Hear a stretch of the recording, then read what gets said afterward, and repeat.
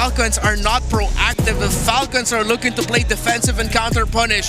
The Liquid will stampede over the Falcons and advance into the next round of the playoffs. Tlph says that the stampede is inevitable, but the wings of the Falcons are still flying for the third time around. An annoying hero for Tlph, comfort for Tlph that landed them into this point of the competition. Will this be it, or will we see something else from the greener side of things? Here are your casters, Naisu and Leo. Take it away. The Falcons' wings might be clipped. Can they gain a flight and get a game under their belt to extend the series here, or will Team Liquid Philippines stampede all over the dreams of Team Falcons? We're going to find out. We jump to Landon once again, everybody. I'm Naisu and this is Leo to bring you Game 3 of this best of 5. And man, oh man, has it looked bad for Team Falcons so far. They need an updraft. They need a little bit of a breeze. And I think the speed that this draft they got in Game 3 might serve that up. Very sustainable in the gold lane. That Bane, the Khalid and Ogwin. Few's been holding on to this. And come on, it's old versus new. Uranus versus a sexier Uranus. Oh, we mentioned earlier, it's a cosplay battle, man. But this time around, I got to say, I want to lean towards, I'm happier that Flap went with the Uranus. Oh yeah? Yeah, because like simpler wins? I think that might be the case for Flap, man. Ogwin? Yeah, he's gonna get away. But like, I think he needs that because the Atlas in Game 1 was not it.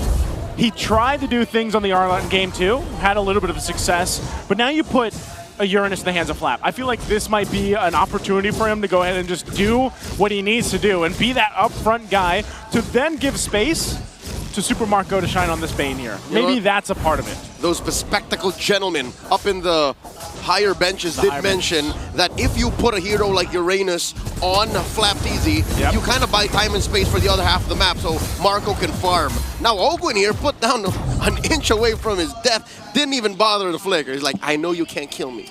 Which is surprising because I think given the situation, I almost expected him to flicker there.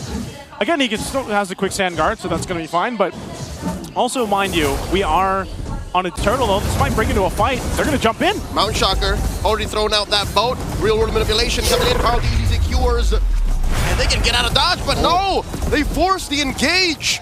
Sanford gleams on out of here. I think Ogwin and Flap want more. Liquid ain't giving any. Yeah, no, there's good zoning there. Oheb in trouble. Whoa! Did not see him coming! Oheb thought he could fight back, but instead, Marco flickers in and spits on that thing. He shaked that thing. He shaked it. Man, the Bane. We were wondering if it's going to pop up. It pops up here in Game 3. And this is a great thing that Team Falcons need in order to go ahead and get themselves in a position. They might be relying on everybody's favorite gold lane hero right now, Bane. He's been my favorite hero for about half a decade now. Yeah, that's true. And what makes it so good is, sure, Liquid got a turtle, but Falcons got the best target, the gold laner. They took down Oheb. Yeah, they did. And that's a great way to go ahead and stop him from getting the leads he's had the previous 2 games. Now, it's not anything big. You can see this here. It looks like is Super Mario just going to rush the Holy Crystal? Yes. Just get that damage. That's what you do. Get that Deadliest Catch and get that heal. If you're not in any immediate danger, you just greed out and say, I'm just going to go for the Holy Crystal. What are you going to do about it? Oh, man, that's a scary thing to think about, you know, of Tlph. But, again, we have to see if Team Falcons can maintain that kind of pressure, man. Like, they got to be able to utilize that. And, you know, if you think about it, that would be a great setup utilizing the Khalid they brought to this game. If Ogwin can actually get a setup that he's looking for, because, again, in Game 2 with the Matilda, he wasn't really able to do that. You know, a lot of the times they were just collapsed down on, they had to get disengaged, but with the Khalid, I think it's a different story. The panel even said, give him a hero that can be annoying. Well, I think this is one of the heroes other than the Hilda that was banned out to be that hero for Ogwin. All right, Few catches Tlph on him, goes up and takes a disguise. But Carl ain't having any of it. Takes a few shots away, not just from the turret, but from the Mountain Shocker. Kyle takes him down. And JP does try to bring out the extraction point, but it's too little too late. There's no jungler for Liquid coming into the second turtle. Now they take down Ogwin. Liquid with a vengeance. Oh, I was just going to say that's a great opportunity for them to take this turtle, but now that Ogwin's gone down, they're just going to wait for Carl to be back here. Yep, here he comes. via the flying cloud as OM gets popped by Marco once more. That doesn't feel good. You know, that's Super Marco's eaten well this game. At least for that, they're still going to go ahead and contest this turtle. They don't want it to go in the hands of Tlph, but he does just grab it easily. Sanford will flicker on out. Oh, disengage. There's a glorious pathway. JP and the rest of Liquid can actually choose the fight that they're going to pick, but he gets trapped between 4 members of Falcons. How about some roast horse, everybody? Yep. JP goes down. Right now, Team Falcons in a better position than throughout the entire of the series. Yes, it's not a major lead or anything like that, but they're sitting good. I would say even again, this pressure they've been putting in the gold lane at Super Marco now. Whoa! Goodbye, Sanford. Oh, hold on. Real manipulation trying to punish Flap. They do get him, but I'll tell you now, that's still a good trade for Falcons. They also get that turret, so great play on the macro sense of things here. I'm not sure if O's going to go for Oheb. If he dies here again, that's going to be crucial for Tlph. They're going to have to help Oheb get back into this game.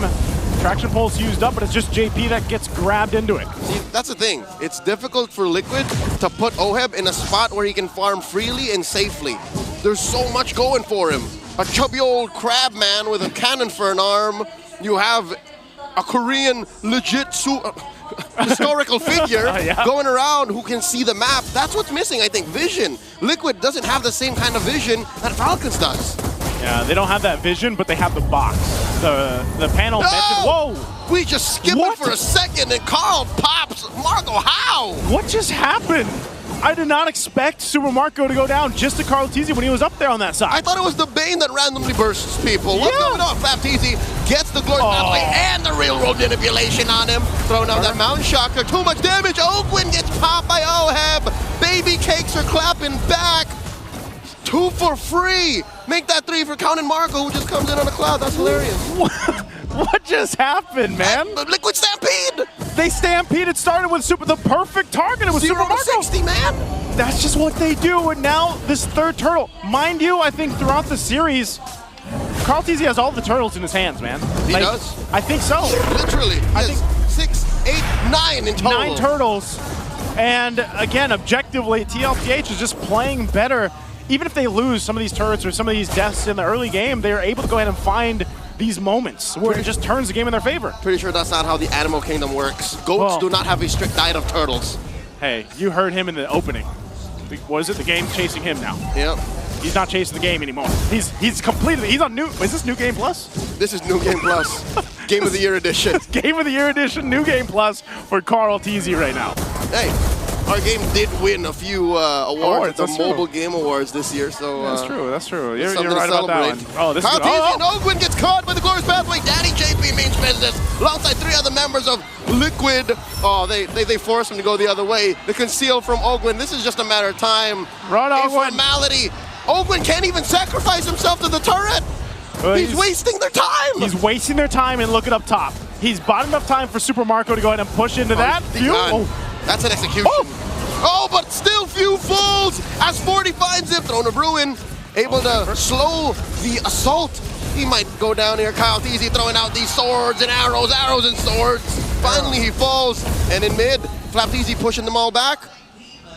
Okay. Some peace and quiet for a second here. I would say that wasn't so bad for Team Falcons. Yeah, they lost a couple bodies. They were able to get the tier 2 up top. That whole thing that Oakland started by let me tell you something, running off on his own.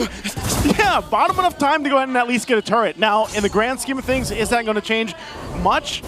Right now, Tlph is still in that driver's seat. They're able to go ahead and control this because the Lord is coming up in about 15. It feels like it's slowing the inevitable. But if that happens one more time, if some way, somehow, Falcons shrink this 800 gold lead from Liquid and maybe take it up to their side, put it at about 2,000, 3,000, then maybe Marco can be once again that force of nature that gets them on the board.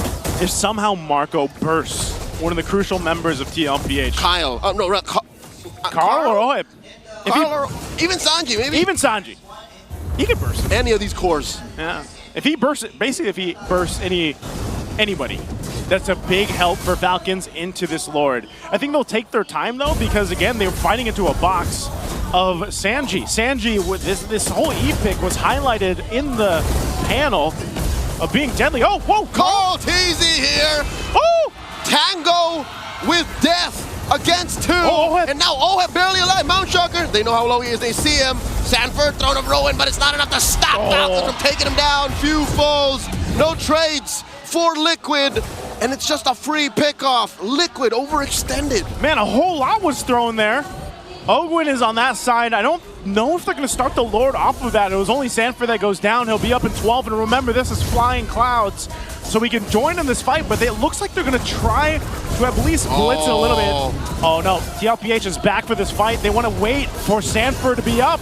They drop down the pathway. Lord is very low. Kyle Deasy secures, and the arena goes wild. Kyle gets popped by Carl. Kyle Deasy looking to survive, and he will, but only for a second more. An amazing sandstorm by Ogwin, plus a deadly catch by Marco.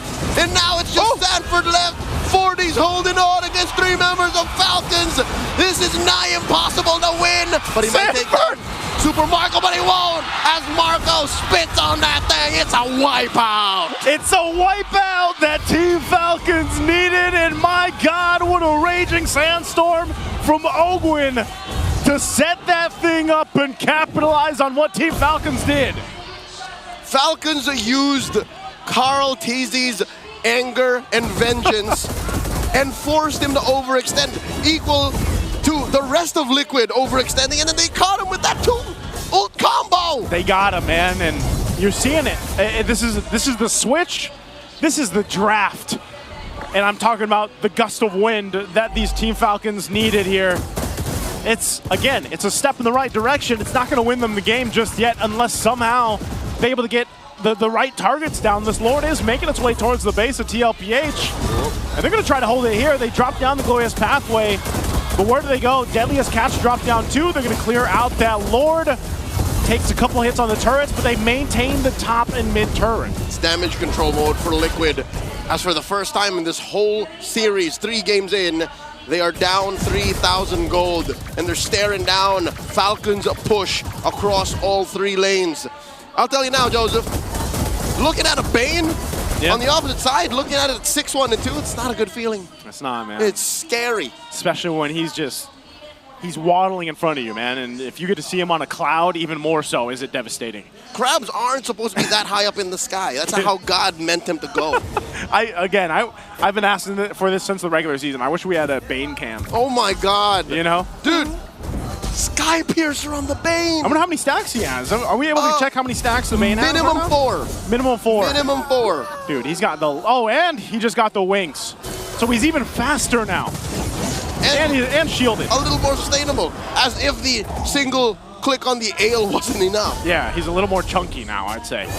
You know, he's this all is tummy. Yeah, this is, I don't know. Oh, passive push up top 2. All right, Liquid answers back. All right, what can Tlph do here? I mean, as much as I gotta say it's looking a little dicey for Tlph, you can't count them out. Just like we were saying that in the previous game with Team Falcons. This kind of lineup, you even saw how tanky Sanford can be on the Alice, but I think even to an extent, they just got caught in a bad team fight position.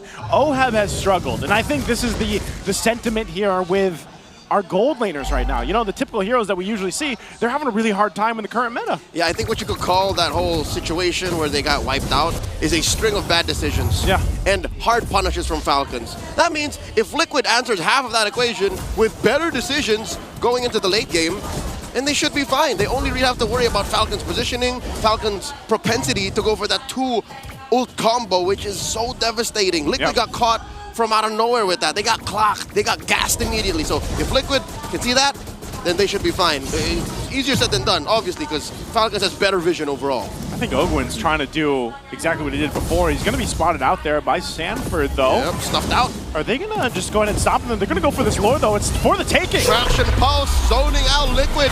Sanji Falls didn't even get the use of most of that real-world manipulation. Sanford comes in, taking down Marco. A huge shutdown for the Apex Predator. He's still alive, but just barely as Kyle takes him out. 2 for 1 the trade. Ogwin once again to the back line, taking down Oheb. But the Filipino sniper survives. In comes Carl Teasy. Suddenly Falcons are so chunky, even a Lancelot can't put a dent on him. Ooh, that could have gone way worse if Oheb went down too, but man, Sanji deleted in that fight. They lost a ton of damage on the profile here for Tlph. And for Team Falcons, they're walking in with this next Lord toward the base. More than just damage, I think it's the utility. It's the box that Sanji provides that was so important for Falcons to find and to neutralize. Oh my God, Tlph put down an eighth of his health. That was scary. Yeah, he's got to go back, heal up there. Dealing with this Lord. They do have the waves cleared out though, so they'll be able to clear out the Lord. They lost another base turret.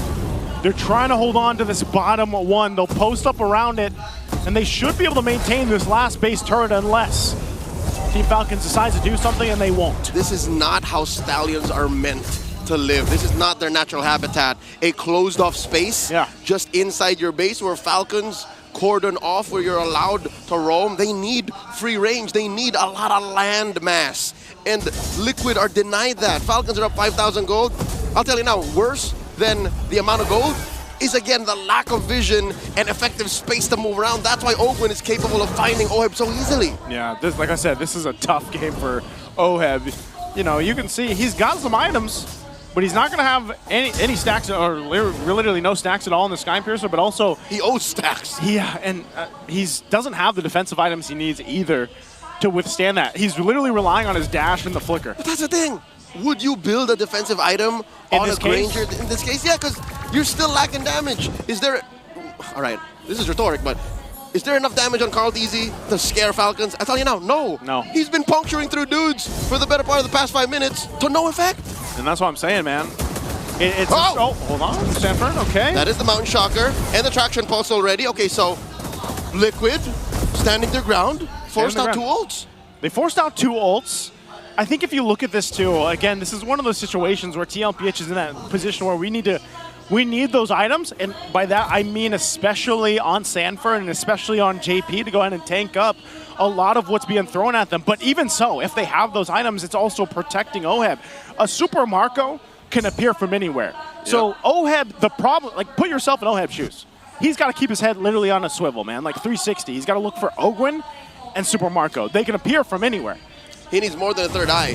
He needs a fourth, a fifth, a sixth. Yeah. There's so many things coming at him, and he's the only real reliable source of damage, because Tlph has to think of the retribution too. See, a lot of these wipeouts, they happen pre or post Lord, because they come from that moment, that singular need. I mean, if you really think about it too, Leo, like, even Sanji, if he sets up the RWM, he's like a sitting target. Like, he might be, like, he's not getting the full use out of his RWM in a lot of these fights. Not in the last Lord. Mountain Shocker coming in. Tlph sees all of them. Oh, look at Ogwin posting up. Oh, I don't know if Oheb knows. Did they get information here? Sanji and Oheb both there. Ogwin goes for the back. Glorious Pathway dropped in. Tlph secures. And look at the back. Ogwin totally misses as Oheb dashes on out. Sanford taken out. Oh, they survive. Oh! And in comes Marco. Tlph, Oheb, and JP retreat Marco! for the price of the Lord. This is not worth it. Super Marco's waited all series for this, and he finally gets it on the Bane. They'll clear out the Lord, and they're ready to go for Tlph. Tries to delay it. And it's just delaying the inevitable as Team Falcons PH get on the board, denying the sweep 2-1. Team Falcons needed a flight, and they got it here in Game 3.